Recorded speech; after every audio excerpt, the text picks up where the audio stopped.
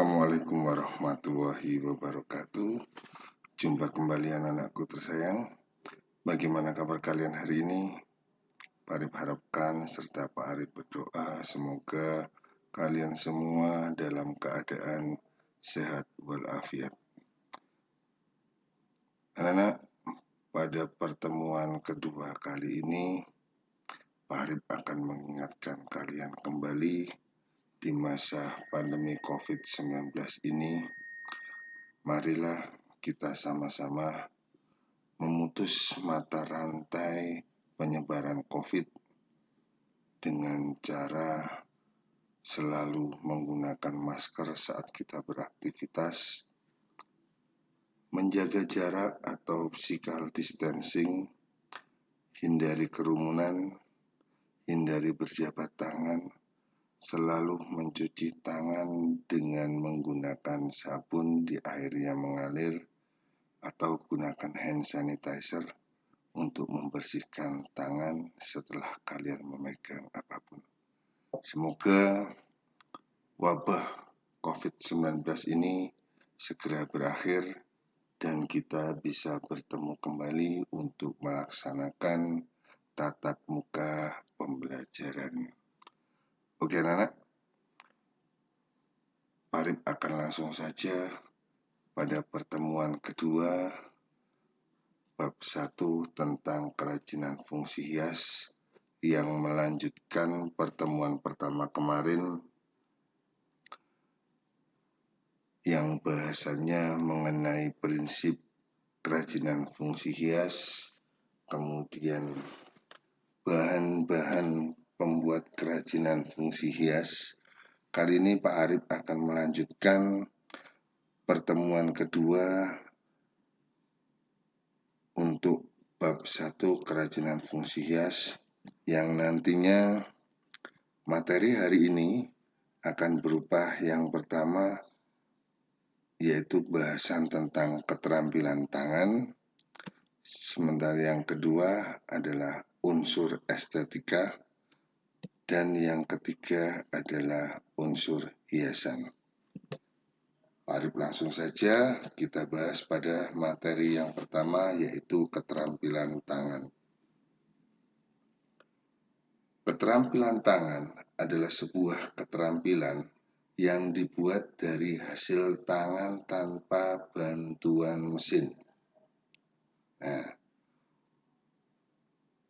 ini menunjukkan bahwa apapun hasil karya yang kita buat dengan kemampuan kita untuk membuat sebuah hasil kerajinan itu dinamakan dengan keterampilan tangan.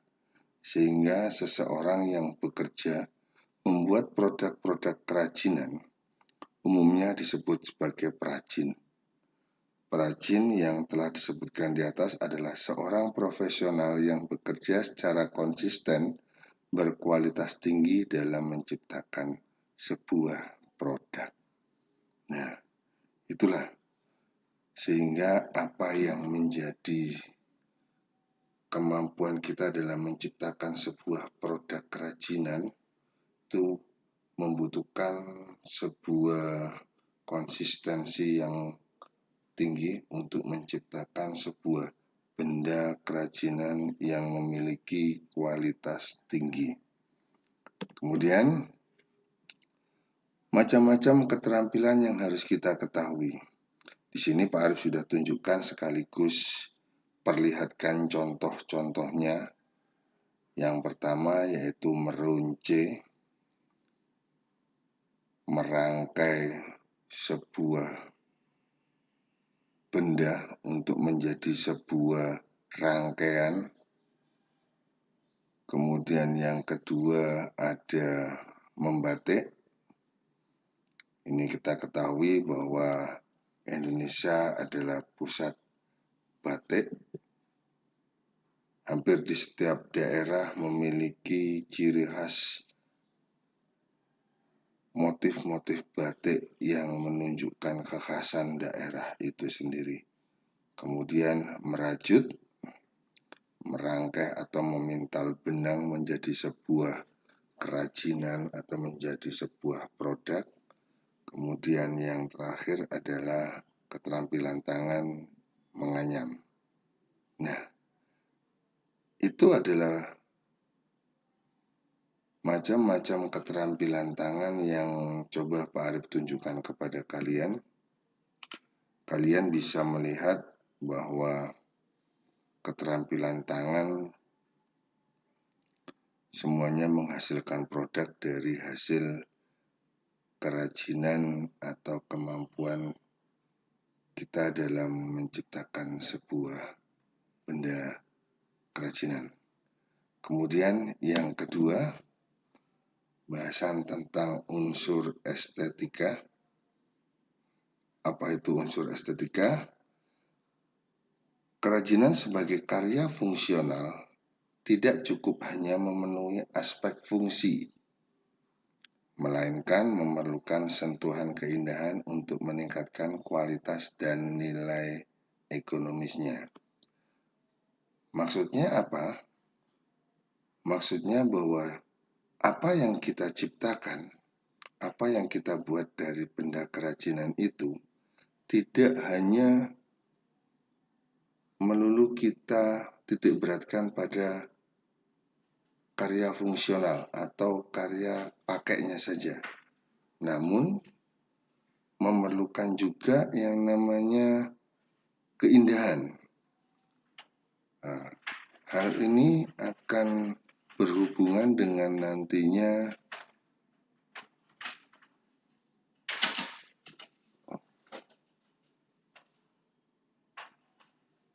berkaitan dengan nilai ekonomisnya. Kalau kita membahas itu semua, kita nanti akan berhubungan dengan nilai jual sebuah benda tersebut. Nah, apa saja unsur estetika yang perlu kita perhatikan? Nah, unsur estetika yang perlu kita perhatikan ada 3 aspek. Yang pertama adalah aspek bentuk. Nah, untuk aspek bentuk itu sendiri, benda-benda atau produk-produk kerajinan bisa berbentuk 2 atau 3 dimensi. Nah, kalian tahu sendiri perbedaan benda 2 dimensi dan benda 3 dimensi seperti apa. Nah, kita tinggal melihat apakah bentuk dari kerajinan yang kita buat itu berbentuk 2 dimensi atau 3 dimensi. Kemudian aspek yang ketiga adalah aspek warna ragam hias. Selain bentuk, aspek warna ragam hias ini sebagai faktor penunjang keindahan. Kenapa seperti itu? Benda kerajinan yang hanya memiliki satu warna atau yang diciptakan dengan menggunakan satu warna akan nampak lebih indah jika kita mampu memberikan warna-warna yang lebih membuat benda tersebut memiliki nilai yang lebih tinggi, baik dari sisi keindahannya maupun dari sisi ekonomisnya. Namun juga ada beberapa benda kerajinan dengan menggunakan warna-warna tertentu juga menjadikan sebuah perlambang akan sesuatu. Nah, ini hubungannya dengan aspek kedaerahan biasanya. Kita bisa melihat saat orang membuat sebuah hasil kerajinan yang memiliki warna dominan merah, hal ini akan lebih banyak dikaitkan dengan unsur-unsur perlambang sebuah agama atau sebuah golongan. Nah, kemudian aspek yang ketiga adalah aspek komposisi. Aspek komposisi adalah produk kerajinan dibentuk berdasarkan pada proporsi, komposisi, keseimbangan, dan kesatuan, baik itu irama dan pusat perhatian, sehingga dihasilkan produk kerajinan yang harmonis. Maksudnya apa? dalam pembuatan produk kerajinan diharapkan kita tetap memperhatikan yang namanya proporsi. Proporsi itu dalam bahasa kita sehari-hari itu keseimbangan. Keseimbangan atau ukurannya.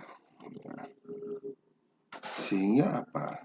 Nantinya akan mampu dihasilkan sebuah produk kerajinan yang memiliki proporsi yang seimbang.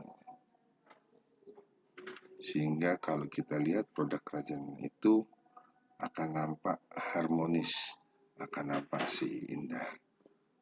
Kemudian dari ketiga aspek itu akan memunculkan sebuah karya kerajinan yang mampu meningkatkan citra produk kerajinan tersebut. Nah, untuk itu pada saat nanti kalian akan berpraktek membuat sebuah benda kerajinan, jangan lupa kalian nanti tetap harus mampu memperhatikan unsur estetika yang ada. Apa itu? Yang pertama adalah unsur estetika pada aspek bentuk. Kemudian yang kedua, unsur estetika pada aspek warna ragam hias atau pewarnaan. Dan yang ketiga adalah unsur estetika pada aspek komposisi. Nah, itulah hal-hal yang harus diperhatikan pada unsur estetika sebuah kerajinan. Nah, sekarang kita akan membahas pada materi yang ketiga. Materi yang ketiga yaitu adalah unsur hias. Nah, pada unsur hias ini kita akan membahas yang namanya ornamen. Nah, apakah itu? Ornamen atau unsur hias adalah unsur dekorasi yang dibuat dengan berbagai cara, yang diantaranya adalah dilukis, diukir, ataupun dicetak. Nah, untuk unsur hias ini terbagi menjadi dua. Yang pertama adalah unsur hias pada permukaan produk. Maksudnya seperti apa? Unsur hias pada permukaan produk adalah hiasan yang dibuat setelah produk kerajinan tersebut selesai dibuat. Untuk lebih jelasnya, coba kalian bayangkan sebuah hasil kerajinan batik. Nah, para pengrajin batik, dia akan menuangkan motif batik tersebut setelah kain yang menjadi bahan batik tersebut sudah menjadi sebuah lembaran kain. Sehingga pola batik dibuat setelah kain bahannya sudah terbentuk dalam bentuk kain polos. Nah, itu salah satu contoh bahwa hiasan pada permukaan batik dibuat setelah kain itu selesai dibuat. Kemudian yang kedua, yaitu unsur hiasan terstruktur. Maksudnya apa? Hiasan yang dibentuk sejak awal kerajinan dibuat, sehingga menyatu dengan pola produk itu sendiri. Nah, untuk yang satu ini Pak Arif ambilkan sebuah contoh yaitu kain tenun. Nah, dalam pembuatan motif di kain tenun, para pengrajin sudah membentuk motif tersebut mulai dari awal. Saat kain tersebut masih dalam bentuk sebuah untalan benang. Jadi warna, motif, serta bentuknya sudah mereka bentuk sejak awal. Akan dibentuk seperti apa? Akan diwarna seperti apa? Sehingga motif yang akan dimunculkan itu menyatu dengan bentuk bagian yang ada pada kain tersebut. Karena motif serta warnanya sudah dibentuk mulai dari awal pembuatan kain tenun itu.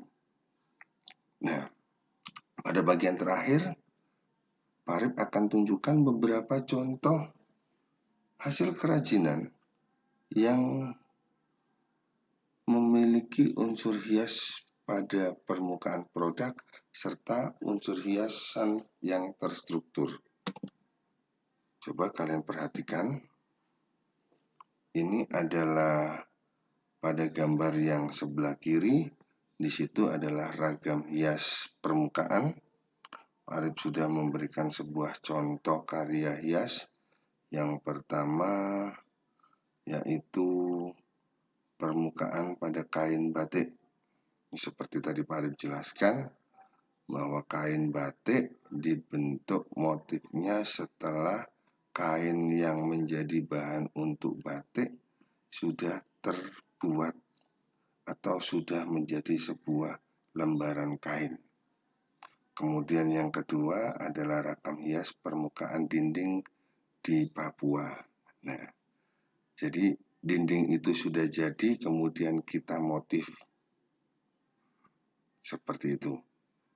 Kemudian yang sisi sebelah kanan yaitu ragam hias terstruktur. Nah, ragam hias terstruktur adalah ragam hias yang sudah dibentuk mulai dari awal. Nah, itu kalau kita ambil contoh yaitu sebuah ukiran Jepara. Ya, ukiran itu dibuat sudah dipolah mulai dari awal sehingga yang akan dimunculkan sebuah motif hiasan atau sebuah ukiran yang sudah menjadi sebuah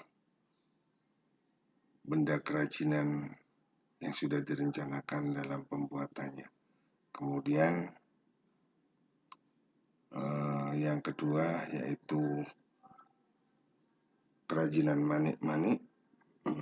Kerajinan manik-manik ini mulai dari pembuatan atau perangkaian dari awal motifnya sudah dibentuk.